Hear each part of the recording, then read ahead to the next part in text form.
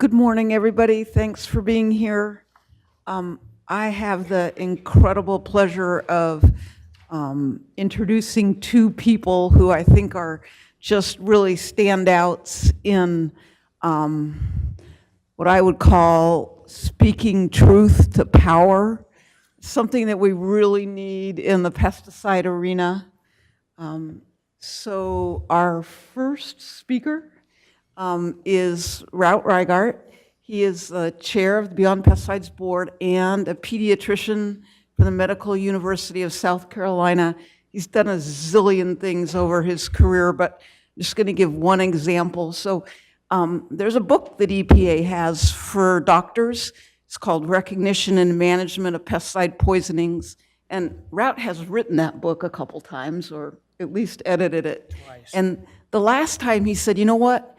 We got to talk more than just about the symptoms that a doctor would see if a child or a worker has been poisoned. We need to talk about the long-term chronic effects of pesticides.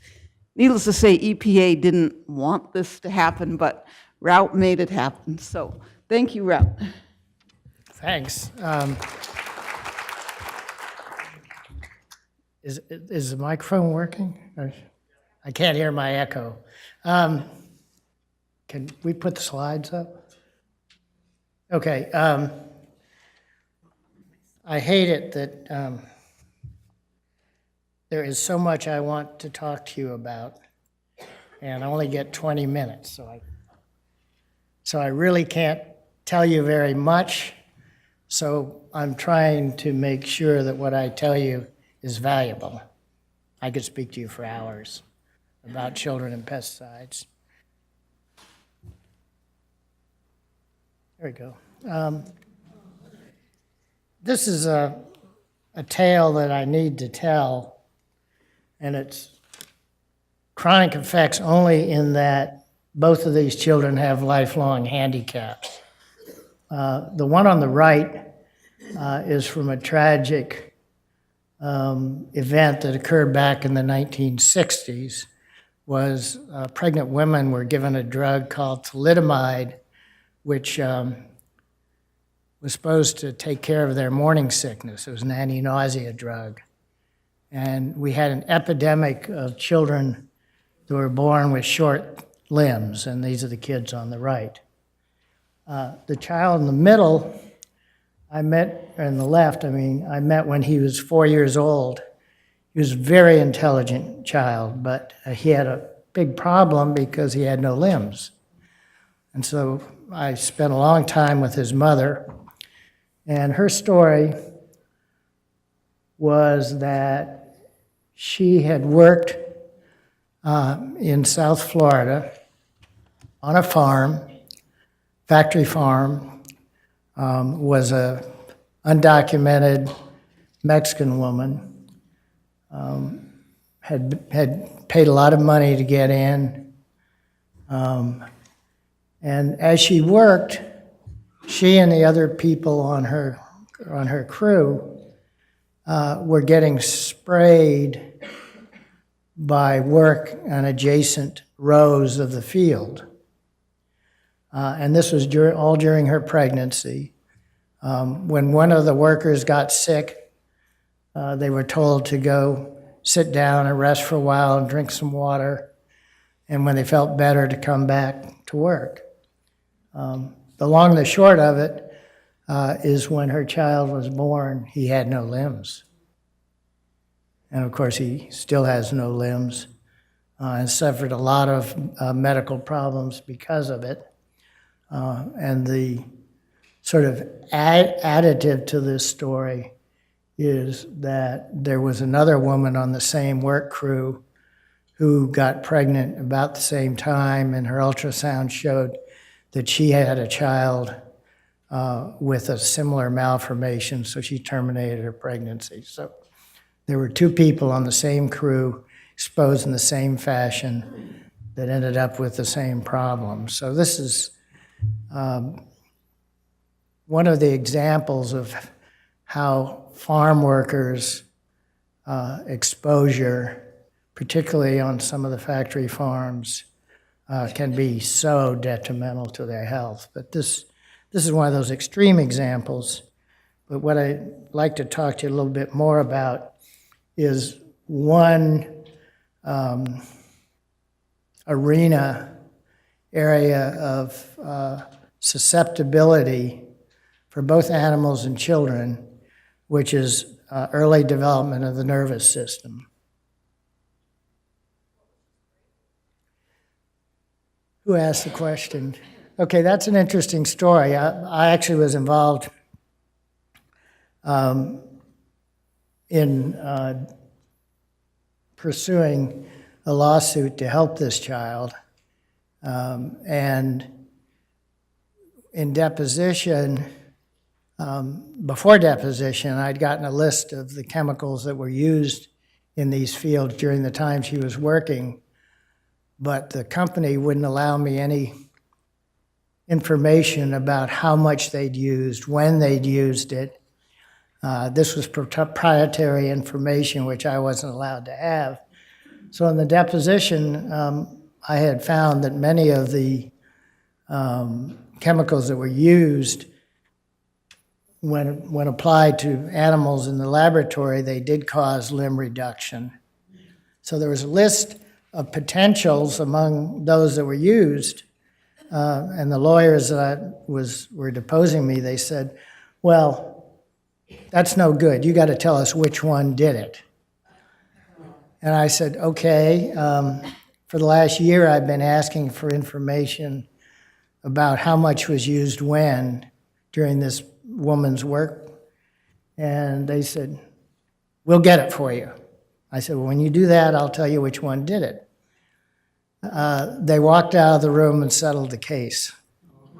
They were totally unwilling to provide the information of which chemicals were used when. That's one of the things Carolyn talked about yesterday, and this is very common. It's very difficult as a medical person to pin these down to specific chemicals because so many are used in excess, lots of exposure, and no one will tell you when and how they were used. So does that answer your question, sort of?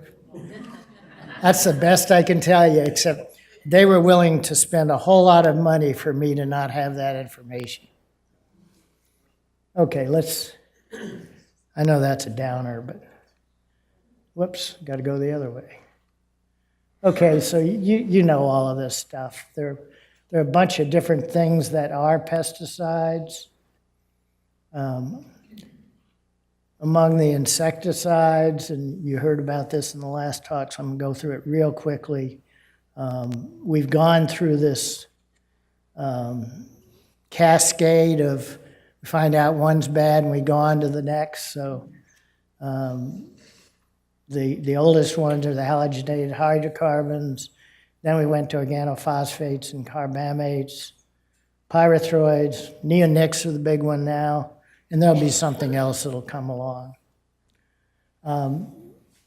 You've already heard this. There are lots of chronic effects of pesticides in children specifically. And Carolyn mentioned this manual we wrote for EPA. And in our chronic effects that we're not allowed to discuss in the 5th edition, but we were in the next edition, we put in this chapter on chronic effects and focused on a variety of chronic effects. But the one I want to talk a little bit about are neurological and developmental effects, which have been observed both in adults and children. After acute poisonings, there often are residuals, neurologic residuals. But what we're most interested in now are the lower level exposures.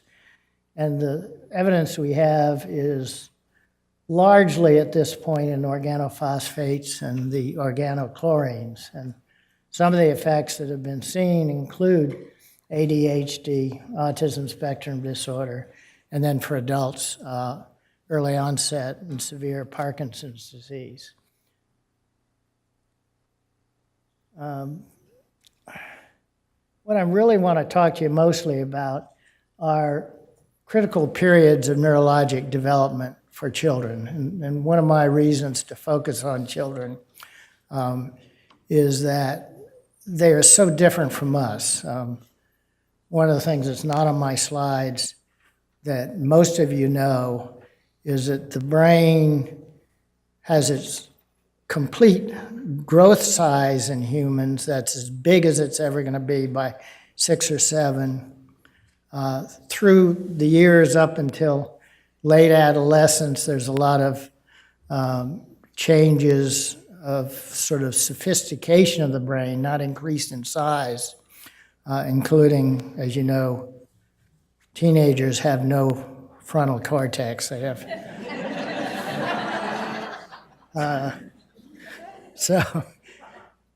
but the other thing that some people are not fully aware of is because of that development of the frontal cortex, we're as smart as we're ever going to be when we're about 18 or 19 years old. And it's all downhill from there. So you see a lot of our most brilliant people do their first work before age 30. So it gets as big as it's going to be, gets as smart as it's going to be, and then by my age, it's just about gone. But I wanted to talk to you about some of these specific processes which are important because they are involved in critical stages of development and therefore critical susceptibility to a variety of agents, including chemical agents and pesticides. And more importantly, I think, or at least as importantly, is that these are the same things occur in every mammal, so that if someone studies a rat or a mouse or a guinea pig and sees that it's altering synaptogenesis, it's almost certainly occurring in humans as well. So when people say, well, those are just animals, you can't apply that to people. Well, in fact, you can when we're talking about these critical stages of development. It's complex, and these are the steps as they occur in each and every one of us, and each and every rat, mouse, guinea pig. This is a picture. First thing that happens in all of us is you develop cells, proliferation of cells. This is from Dr. Routt Reigart. They then migrate to produce structures. Then they connect, that's synaptogenesis, that's connections between cells. Then once you got maximal synaptogenesis, the body does two things. It kills off some of the synapses that aren't particularly useful, and there's a process of programmed cell death. That is, cells that aren't useful in the brain get lost. So this is all part of the maturation. What's not actually on here is myelination, which is coating of nerves. But this is from Dr. Rice, and I'll spend a minute on it. I've used 11 minutes so far. This is what happens in people. So this is birth, okay? And that process we were talking about, proliferation, there are really not a lot of new cells that come along after 2 years of age, and a whole lot of it occurs before birth. The process of migration to produce structures, a lot of it occurs in utero, and then some of it a little later. This one's really important. The process of connections or synapse formation is really almost complete by 2 years of age. And this is the reason some of you might know that the period of susceptibility to metal poisoning, particularly lead, is really up until about 2 years of age. And that's pretty much when most children have had most of their exposure. And there's a lot of evidence in animals that what's happening in causing the long-term neurologic effects of lead poisoning is inhibition of this process of synaptogenesis. And that almost certainly occurs with other toxicants. And then this process of myelinization, which is very complex, but can't really see the slide.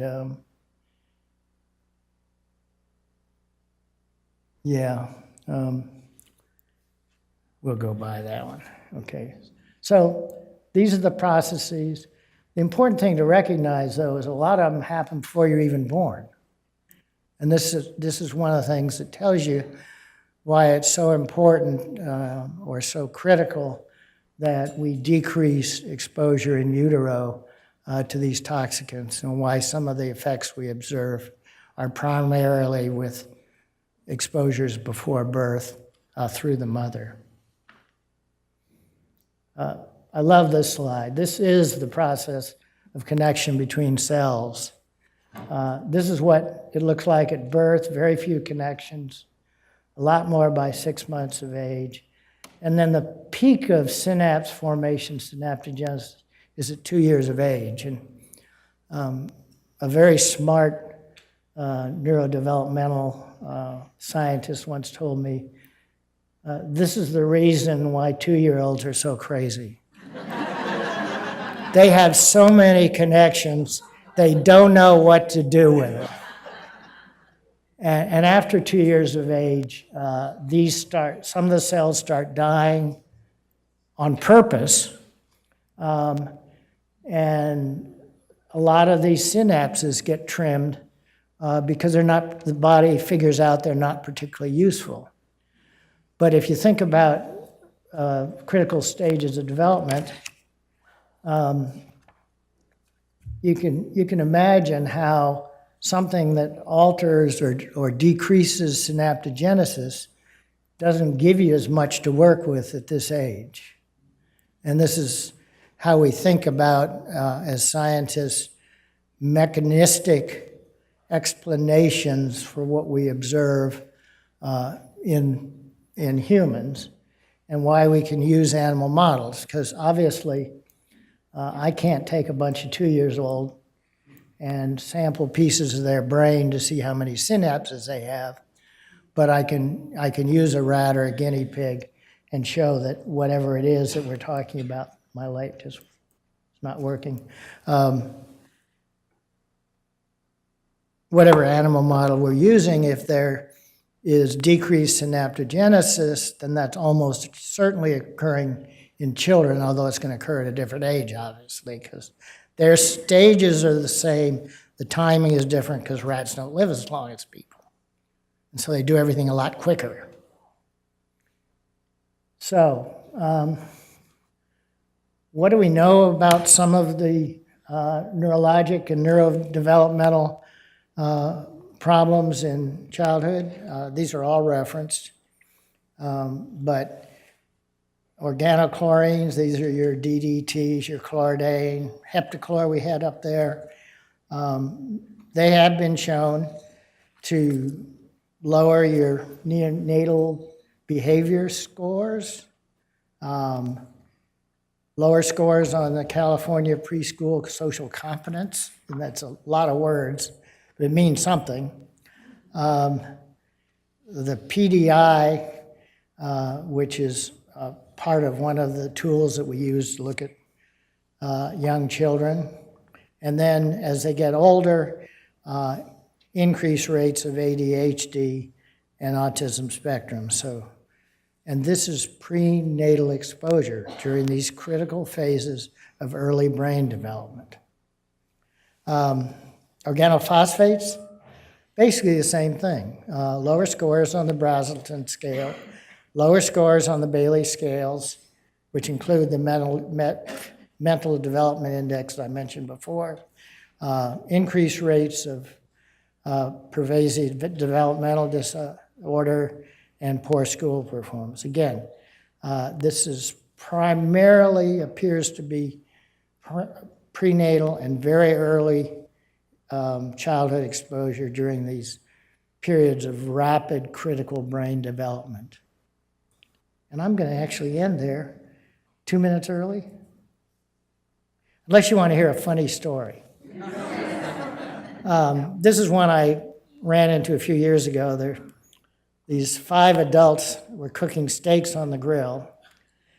They squirted charcoal lighter on the charcoal, but for some reason it wouldn't light.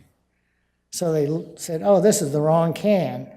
They had picked up a can of ant poison. So on top of the ant poison, they squirted lighter. They cooked and ate the steaks. One of the 5 people started vomiting profusely. The rest were nauseated but didn't vomit, but that wasn't bad for them, actually. Because 1 week later, the rest of them had weakness and problems with their nerves, funny feelings in their hands and feet, and then they were all noted to have very high levels of arsenic in their urine, obviously. And they were all treated and did fairly well. So one of the things that we talk about in pediatrics is that misuse of pesticides is one of the things that often leads to some of these crazy acute, and this is one of the craziest I ever ran into. Thank you very much.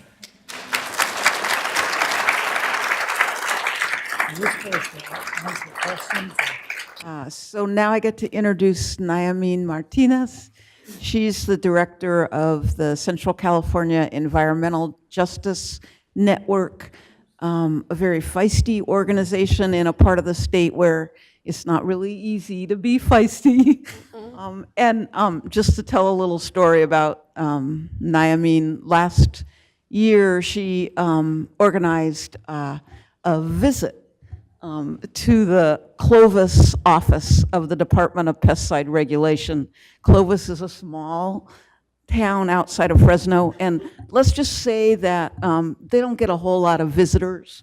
Yes. So she brought Fresno residents and also some folks from our Tulare County group for a little Dia de los Muertos celebration to tell them to stop using chlorpyrifos. And it was, it was awesome.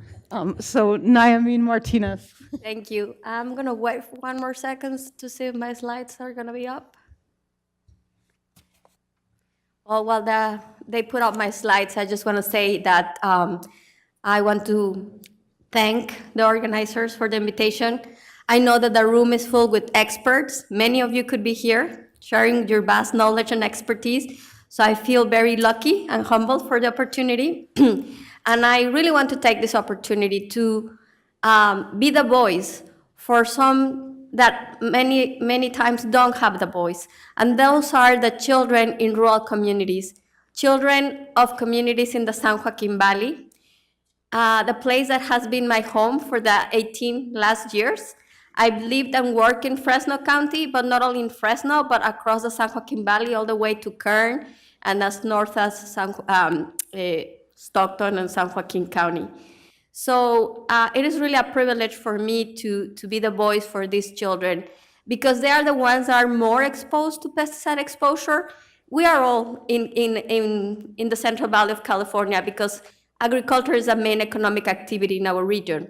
But these children are more than others because they live, they play, and they study surrounded by pesticides. And this is the story that I would like to share with you.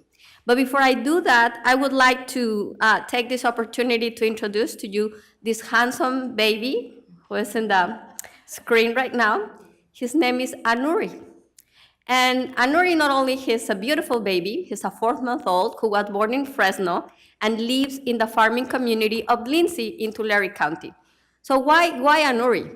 Well, I have to say I'm a little bit biased because he's my soon-to-be godson. But setting aside that personal bias, the reason why I chose Anuri's picture is because Anuri represents both, illustrates the challenges, but also the opportunities. Anuri is the child of Angel Garcia, who will be presenting today and will be moderating a panel at lunch. Angel is a young but very feisty activist in Tulare County. And Angel has been one of the many activists that were furiously fighting for a buffer zones around schools to protect our children when they're studying. So I just wanted to recognize not only Anuri, but his dad, because his dad started working in this even before Anuri was born. So that's why I chose this picture, that I think it really represents a lot of the thousands of children in California, in the San Joaquin Valley. So I also want to acknowledge that the information that I will present here is not the result of the work of my organization alone. Most importantly, is the result of decades of hard work of many organizations in California that have made their their main point of their work to fight for pesticide reform. And some of those organizations, leading organizations, have been Pesticide Action Network, PAN, Californians for Pesticide Reform, CPR, of which I am honored to be a steering committee member. And another organization that really had helped us tremendously through their research has been the California Environmental Health Tracking Program. They were the authors of the groundbreaking study that evidenced how our schools in rural communities are impacted by pesticide exposure. So I just want to make sure that I recognize the work that all these organizations have done. But of course, I need to talk about the organization that pays me, right? So that's CCJN. And as Caroline said, we're a small organization, but we're tiny but mighty, just as me. Because we just have 2 offices, and we work in the region that has the largest use of pesticides in the whole state. And I'll give those figures later on. But I have to say that CCJN is different to other organizations that do advocacy and organizing around pesticides. We're different in the way that we're not a single focus organization, meaning that pesticides is an important aspect of our work, but it's not all what we do. We also do advocacy around air quality and around water contamination. And the reason why we do this is because at the end of the day, we are fighting for a population that is affected by all these issues that are interrelated. And I will explain more later about this connection. So we have already heard that pesticides are bad for all of us, right? But primarily for children for several reasons. One of them is, of course, that children, given their sizes, they consume more, they eat, they drink, they breathe more than an adult. And I don't know, this is a fact that I just learned when I was preparing for this presentation. A 12-year-old has a breathing rate that is almost twice as one of us an adult. So of course, they are being more impacted than us adults. And of course, as the doctors presenting before me had explained, the bodies of the children are in full development, not only their brains, but even their immune systems. Therefore, the protections that we have as an adults are not as strong in children. Therefore, they are really could be interrupting developmental milestones in children. And then lastly, their behaviors. Not only they explore the world through their taking things and putting them in their mouths, but also they spend more time outside than adults. So that increases their risk to be exposed to pesticides. So what's the problem with all this? Is that many health problems have been documented that are linked to pesticides. A lot of them have been already mentioned, so I'm just going to go over them really quick. But one of them that is alarming is the increased rates of cancer among children. So this chart that you're showing here demonstrates the increase in all kinds of cancers. However, the cancers that are more prevalent among children are those that are leukemia and brain cancers. So definitely something that concerns us. Autism has also been linked to increasing autism to pesticide exposure. Here, I just want to say that it's very interesting to me that oftentimes we hear that a lot of parents that are against vaccination are concerned about the supposedly relationship between vaccination and autism, but no enough attention is being paid with why maybe it's not the vaccinations that we have to blame, but actually the pesticides that are in our food. So I think there's an issue that we should, as advocates, push forward so that more visibility is given to this topic. Okay, so where are children exposed to pesticides? Well, the way how every children across the country is exposed to pesticides, according to American Academy of Pediatrics, is through the residue in food. However, that's not the only way. As I said, children in rural areas are exposed in many other ways.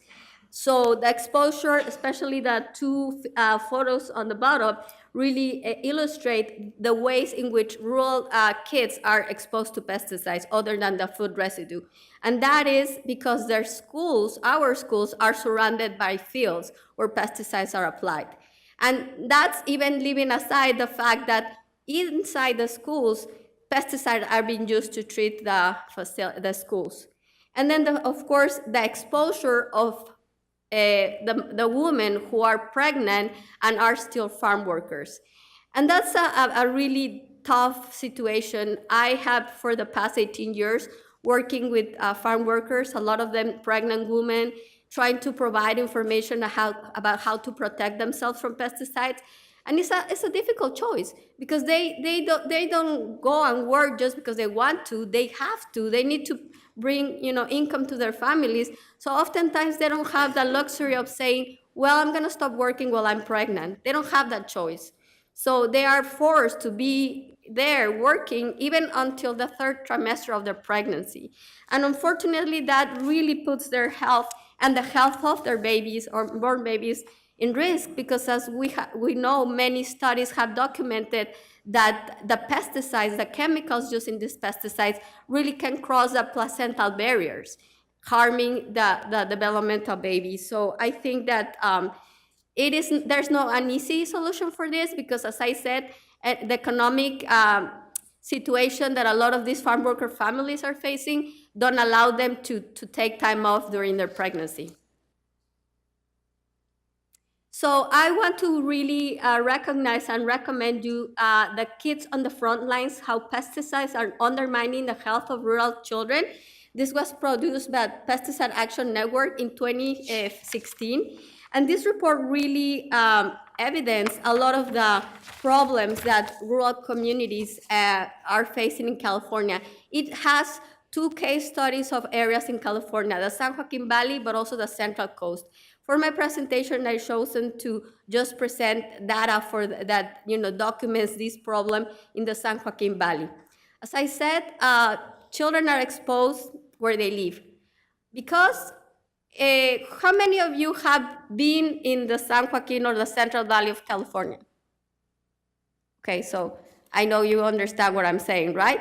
It is not that, on this side of the town we have the fields, and on the other side of the town we have the residential areas. Everything is intertwined, is mingled, and you have one field, one house, another field. So there's no way to protect children from exposure where they live. And actually, numerous studies have documented that the dust, the household dust, they have a lot of pesticide residues still in the dust of inside these houses. So even though we have now buffer zones protecting the application of pesticides near schools, there's no regulation whatsoever in California that protects these homes that are fence lined to orchards or fields where pesticides are applied. And that is not the only effect. The other effect is that pesticides are also contaminating our water. So one of the main problems that we have in the San Joaquin Valley are the high levels of nitrates in a lot of the public water systems and the private wells. And if you live in a community where they have a water system, they have ways of treating the water to reduce the nitrate contamination. But if you live in a private home where you rely on a private well, it's up to you to have the means to put a filter that will reduce reduce the nitrate contamination. And then there's also the pesticide exposure of the clothing, the shoes, and everything that a farm worker brings home. And, the list goes on and on and on. As I said, schools have been documented as being an important source or place where children are exposed to pesticides.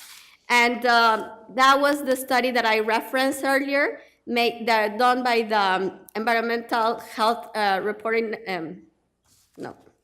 the California Environmental Health Tracking Program. That institute is part of the California Department of Public Health and found that 500,000 children in California in rural communities attend schools within a quarter mile of fields where pesticides are applied. So how much pesticide are we talking about? Just in California in 2015, according to the Department of Pesticide Regulation, 213 million pounds were used across the state. And 63% of those were used in the region where I come from, in the San Joaquin Valley, the 8 counties of the San Joaquin Valley. But just to put those numbers in more perspective, 3 of the 8 counties concentrate the largest use of these pesticides, especially one of them, chlorpyrifos. 1.1 million of chlorpyrifos were used in those 3 counties, Fresno, Tulare, and Kern. So I like this quote that is by Dr. Jonathan London. He's the director of the Center for Regional Change at UC Davis, because it really illustrates the problems that we are facing. So our region is a place of contradiction. Yes, we have the most productive and well-generating agricultural lands on the planet. We are oftentimes called the basket of the world. But at what cost? That a lot of the people that live in this area and that are the ones behind producing all these fruits and vegetables are the ones that are facing the toxic byproducts of our regional economy. So pesticides is by far maybe the largest exposure that we have, but as I said before, we also face problems with water contamination, air pollution, and other contaminants produced by the oil and gas industry. And going back to the pesticide aspect, so there are several studies that had documented how the San Joaquin Valley is more impacted than other areas. For example, a 10-year study conducted by UC Davis found that pregnant women who live within a mile of agricultural fields where organophosphates were applied had 60% increased risk of having children with autism. And going back to the schools, I said that the study found that there were schools that are 500,000 children who attend schools that are within a quarter mile of where restricted pesticides are applied. But to give you more specific statistics, Fresno County had the highest number of schools, 131, with any pesticides applied nearby. And Tulare County had the highest percentage of its schools, over 63%, with any pesticides applied nearby. Are all children being affected equally? No. Given the sociodemographic composition of our area, Hispanic children are affected more than others. So 54%, Hispanic children represent 54% of the overall population in these schools. Yet, more than 60% of these children are attending schools within a quarter mile of where pesticides are applied. And over 67% of these children are Hispanics who attend schools with the largest use of pesticides. So this is just a picture of West Park Elementary, Fresno. I couldn't get a picture that really illustrates, but that's just, the school sits in a corner where everything surrounding the school are fields. So by far, this school is one of the few that are going to be benefit by the new buffer zone regulation. There are other ways how we have documented the exposure of children with pesticides. And that is coming from the same regulatory agencies that are, that their aim is to protect our health. So DPR has monitors across California that are tracking how much pesticide is in our air. One of those monitors is sited at Chapter High School. Chapter is a small rural community in the northern part of Kern County. Well, that monitoring chapter revealed that the levels of chlorpyrifos were 18 times higher than the US EPA level for concern for pregnant women. And another fumigant, Tilon, was also measured at concentrations higher than the ones that OIHA considers a lifetime cancer risk. So that's just in one single community chapter in Kern County. So what should we do about all this, right? It would be, the easiest way would be to reduce the use of pesticide. And if that is not possible in the short term, at least establish some buffer zones. And that's what happened in California. So are we happy?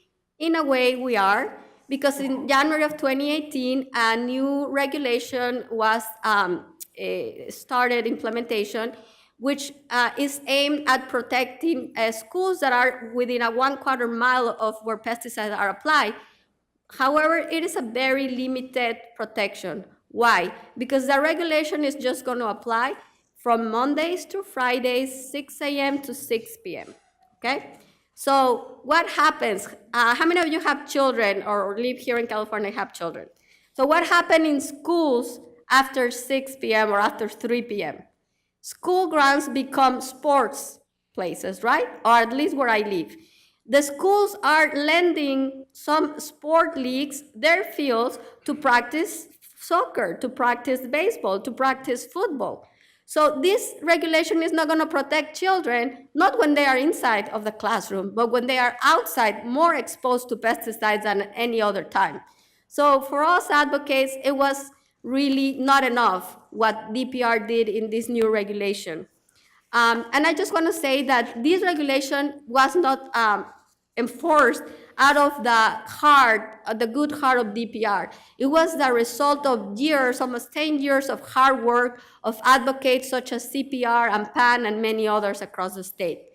There are many other ways in which this regulation is imperfect. So for instance, right now, we don't know, it's not even public, the list of schools that are target for this regulation. We have been requesting that list and we don't know, we don't have it yet. And there's other problems because the schools, there's just one person, one administrator that would have access to that list of pesticides that the growers will be providing to the ag commissioners.